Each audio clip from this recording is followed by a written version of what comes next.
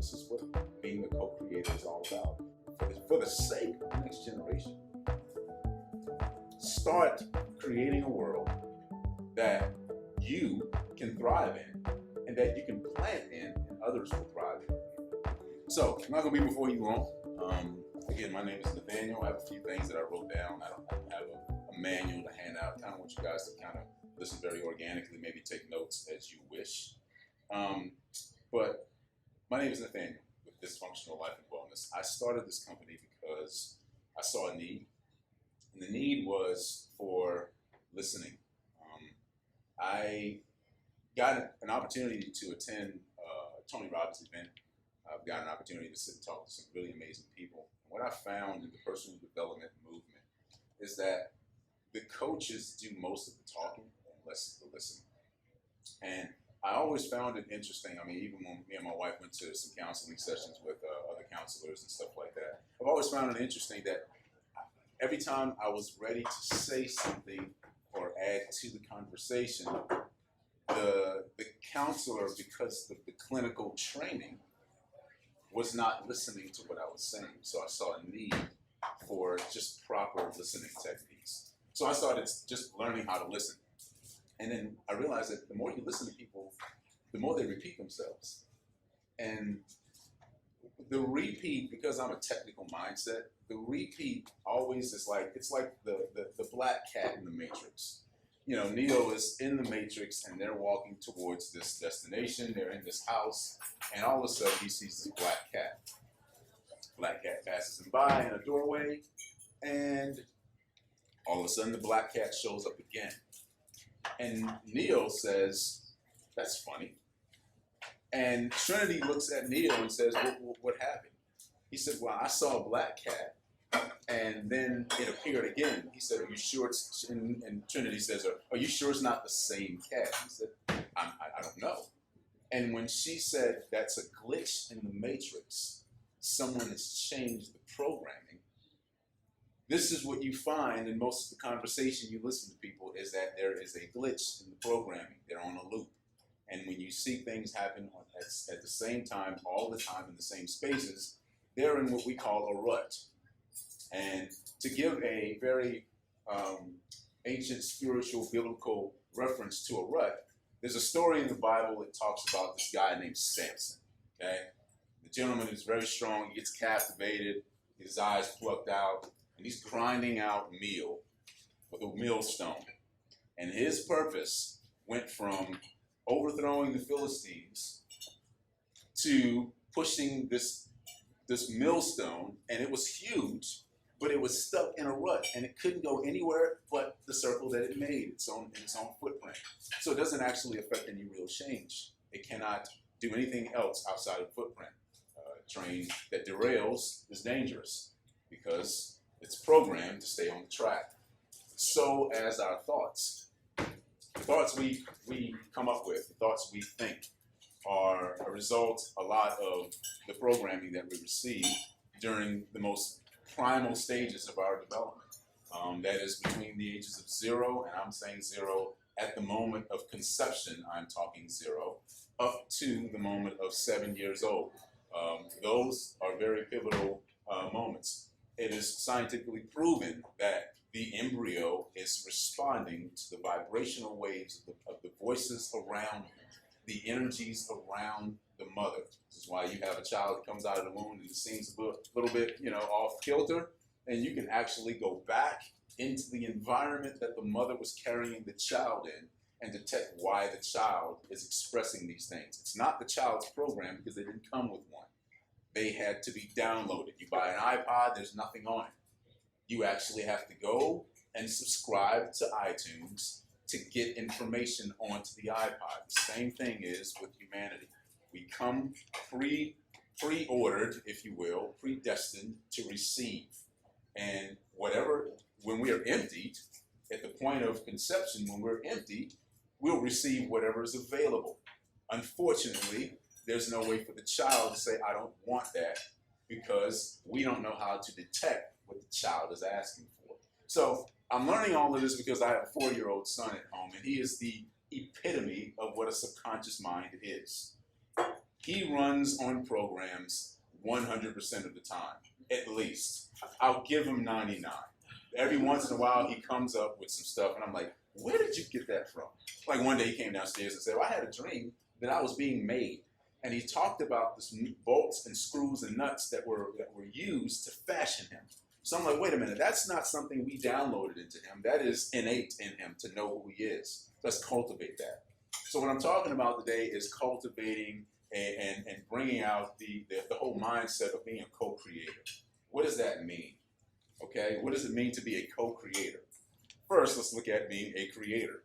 It's an originator. It's one, when you use the word co with any other word, you're talking about a community. Now we're looking at togetherness. And one of my things, the reason why I talk about this is because I had a problem with it. My issue has always been the Lone Ranger guy. Okay, I want to do it myself. I don't need any help. Don't bother me. I got it, this, that, and the other. But that was my programming. I learned that it wasn't innate in me to be that way. Children always want to be together. They want to be with. You put my son in the crowd of maybe 5 or 10 children, and they're all friends because that's innateness. That is who we are at the core. We're meant to connect. We're meant to gather, if you will. So I'm looking at my son, and one day I'm sitting downstairs on the floor in our living room. And I'm sitting sort of laying down on the floor, and he decides he wants to go in between my arm and the couch. So he crawls in there, and I'm like, whoa, what is he doing? And I'm just laughing, having a good time. And then he decides, well, so I changed positions a little bit, and he said, no, okay, I'll go in this one. So I switched positions, and he found some other hole. And then he crawled over top of me and got behind me in the small of my back, and he wanted to nestle in between my back and the couch. And he said, no, Dad, I want to go in that house. In his mind, the dwelling places of his father are houses. And in his mind, they are safe places, all of them.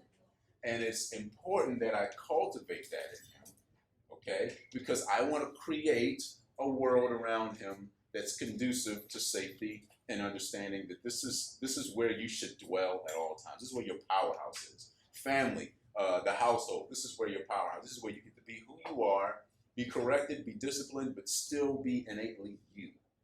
This is co-creation at its best because creation teaches us that cooperation at its best brings out the best results. We never see mountains form, but we know that it takes an immense amount of force to create these monumental structures that we gaze at in awe. So we're talking about being a responsible co-creator. And a lot of that has to do with the way you think, the way you feel, and the way you communicate those thoughts and feelings. One of the things that Marcus is helping me with is communication and how to say things in a certain way to introduce a different result. Another thing a good buddy of mine said is that, when you get into a situation with someone, you ask them, say that in a different way, so that you don't automatically take offense, because offense and defense are past thoughts. They are past tense thinking. The brain is a picture of the past. Anything you think when you wake up in the morning, the first thing you do is you reattach to the past. You grab your notebook or whatever you have, you grab your phone, you start checking your emails to see what had happened. You're not living in the present moment. You're not in yourself, in who you are. You are, and the way Joe Dispenza talks about it, you have become somebody, somewhere, in some time. And the idea is to become nobody, nowhere, in no time. To be essentially spirit beings, to be essentially co-creators, you have to exist inside and outside of the realities that you're participating in. And by doing that, you speak certain things and they come about. Now, I'm using the reference to the Bible because it's something that everybody can refer to. I do not tether myself to any one religious belief system because I believe there's a silver lining through all of them that we all can learn from. Now, there is a passage in the book of Beginnings, or we know it today as the book of Genesis, and it's this phrase, let there be. And that phrase is the the powerhouse behind what we're creating. Every time we say something, every time we think something, every time we feel something, we are actually saying to the powers that are innately in the universe, let there be. So when we say, well, I don't want to be sick, what you are saying is, let there be sickness. When you say, well, I can't stand this person, what you're saying is, let there be the reason why I can't stand it. So the more you think about what you don't want, the universe at large will give you more of it, because it needs to bring that into resonance. And the disharmony, the trauma, is here to teach us, not punish us. So that was one of the things that I really had to grasp in my own life, because I would automatically, with my programming and the way I was brought up religiously, I would automatically look at the circumstances that I'm experiencing, and I would make something outside of me responsible for the circumstances. I didn't realize that I was responsible for creating those environments, because no one told me that you were a co-creator. What they told me was, you're a victim of the circumstances. So then I became a slave to the culture, and a slave to race, and a slave to all the other nomenclature that I could use there. And I was reproducing that reality. And what's interesting about the reproduction idea is that the word infinity has nothing to do with forever. The word infinity at its core in the ancient text, in the ancient Hebrew text, is the word on. It's two letters, the aleph and the nun. It is basically the bull's head and the seed that sprouts. And this is the word picture here. And I'm going to nerd out every once in a while, but just stay with me, okay? So the term on for infinity is the word picture of a bull, a male bull, looking for a female to reproduce, to create a generation. So when something is reproducing, you create an infinite momentum. So when you have a thought that you do not check, because no thought should come into your mind that you don't want to experience. If you have a thought that you do not check, what ends up happening is you create the reality for the thought to exist, and for it to fester, and for it to grow, if you will. It will cultivate in that space until you, as the person responsible for the thought energy, clears the energy. So one of the things that I'm realizing more, looking at agriculture, looking at lifestyles, is that most of what we're experiencing, we created. And we co-created it because we participated with innate substance, source substance. Some people call it creative source. Some people call it spirit. The thing is, it's here for us to use, but how you use it will determine your personal reality. And that personal reality will become your personality, and they mirror one another. Your personality and your personal reality are one and the same. There's no difference between the two. You can look at an environment around someone, and you can tell exactly the type of person they are. And it's not a lie. It's an exact mirror. A tree can only grow in an environment that's conducive for the tree to grow.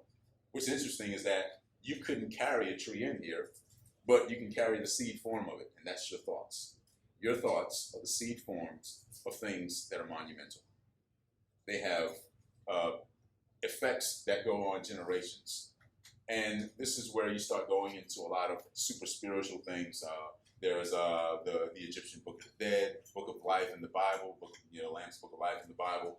Even some will talk about the Akashic records, the ethereal records. And these are understanding when you start talking about genetic information, DNA, these things. Your body is connected. Again, I'm always saying that you are co-creators. So your DNA is so interconnected that you're receiving, downloading, and uploading information all of the time.